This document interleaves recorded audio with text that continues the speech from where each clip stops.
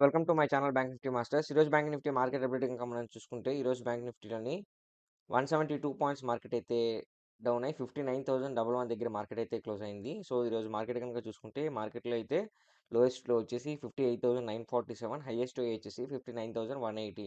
అంటే almost all మార్కెట్లో అయితే ఒక 600 పాయింట్స్ వరకు సారీ ఒక 300 పాయింట్స్ వరకు మార్కెట్ మూమెంటం అయితే జరిగింది. సో, యాక్చువల్లీ మార్కెట్ గనుక మనం అబ్జర్వ్ చేస్తే ఈరోజు మార్కెట్‌లో అయితే అంటే యాక్చువల్లీ పాస్ట్ 2 డేస్ కూడా నాకైతే ఒక బిగ్ లాస్ వచ్చిందని చెప్పాను కదా ఫ్రెండ్స్.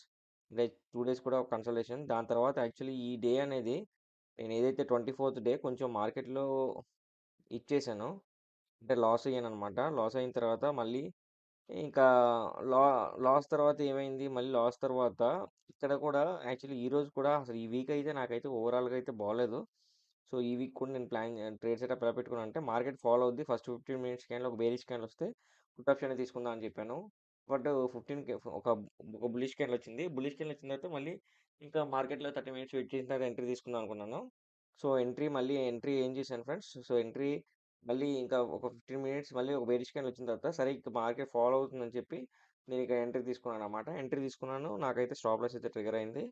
సో, ఓవరాల్‌గా ఈ వీక్ అయితే కంటిన్యూయస్‌గా లాస్ వచ్చింది ఫ్రెండ్స్. ఆల్మోస్ట్ ఆల్ నాకు 4 డేస్ కంటిన్యూయస్‌గా మల్టిపుల్ లాసెస్ అయితే వచ్చాయి ఈ 4 డేస్ కూడా. సో, ఫుల్లీ అంటే మనకు ఈ వీక్ అయితే అసలు బాలేదనే చెప్పాలి.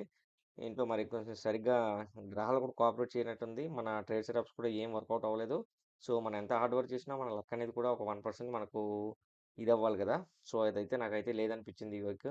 ఓవరాల్‌గా ఈ వీక్ అయితే కంప్లీట్‌గా నేనైతే బ్లాంక్‌లోకి వెళ్ళిపోయాననమాట. ఎప్పుడు నాకు ఏ వీక్ కూడా ఇన్ని ఇయర్స్‌లో నాకు ఏ వీక్ కూడా ఇంత లాస్ అనేది రాలేదు. బట్ ఆల్మోస్ట్ ఆల్ అసల కొలాప్స్ అయిపోయిందనమాట. మన ట్రేడ్ సెటప్స్ ఏమీ వర్కౌట్ అవ్వలేదు. మార్కెట్‌లో అంటే ఇలా జరుగుతూ ఉంటది ఫ్రెండ్స్. నేను నాకు యాక్చువల్లీ ఎప్పుడు ఇలా జరగలేదు. కానీ ఈ వీక్ అయితే చాలా వరస్ట్‌గా జరిగిందనమాట. సో, హ్యూజ్ లాస్ వచ్చింది. సో, చూద్దాం ఇది ఆ లాస్‌ని రికవరీ చేస్తానా నెక్స్ట్ మంత్ అనేది చూడాలి.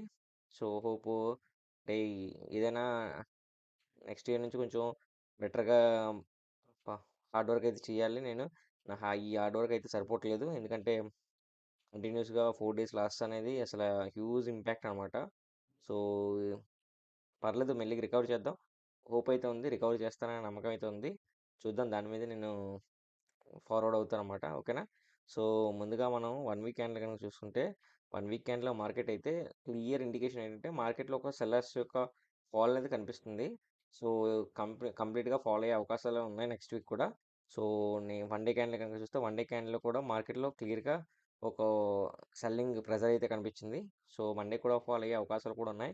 సో, మాక్సిమం గ్యాప్ అప్ అయ్యి first 15 minutes candle gap up అయినా, గ్యాప్ డౌన్ అయినా ఒక బేరిష్ క్యాండిల్ వచ్చి ఏదైతే ఒక స్ట్రాంగ్ సపోర్ట్ జోన్ ఉంది. ఈ సపోర్ట్ జోన్ బ్రేక్ అయిపోతే మాత్రం మార్కెట్‌లో మనం ప్లాన్ చేసుకోవచ్చనమాట కంప్లీట్‌గా.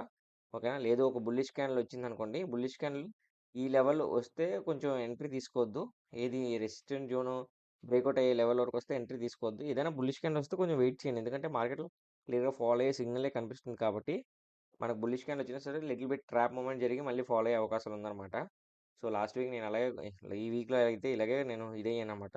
మీరు 15 మినిట్స్ కనుక చూస్తే మీకు ఇక్కడ అర్థమవుద్ది. సో, యాక్చువల్లీ నేనేం చెప్పాను 30 మినిట్స్ అబ్జర్వ్ చేసిన తర్వాత ఎంట్రీ తీసుకోమని చెప్పాను. 30 మినిట్స్ అబ్జర్వ్ చేసిన తర్వాత సరే ఇంక మార్కెట్ రికవర్ అవుతుందని చెప్పి నేను ఇక్కడ కాల్ ఆప్షన్ తీసుకున్నాను. ఇక్కడ స్టాప్ లాస్ ట్రిగ్గర్ అయింది. దాని తర్వాత ఈరోజు ఇక్కడ కూడా స్టాప్ లాస్ ట్రిగ్గర్ అయింది. ఇక్కడైతే కంటిన్యూయస్‌గా 2 రోజులు కూడా స్టాప్ లాస్ ట్రిగ్గర్ అయింది. సో, కంటిన్యూయస్‌గా 4 డేస్ అదే కంటిన్యూయస్‌గా కొలాప్స్ అయిపోయిందన్నమాట. సో, చూద్దాం. నెక్స్ట్ వీక్ మార్కెట్‌లో రికవర్ చేస్తానా లేదా అనేది. సో, ఇంకా ట్రేడ్ సెటప్ చెప్పాను కదా ఫ్రెండ్స్. ఆ విధంగా ప్లాన్ చేసుకోండి. తిరిగి మళ్ళీ మనం రేపటి వీడియోలో మళ్ళీ మనం కలుద్దాం. నా వీడియో గనుక నచ్చితే వీడియోని లైక్ చేసి ఛానల్ అయితే సబ్స్క్రైబ్ చేసుకోండి. ఓకేనా? Thanks for watching.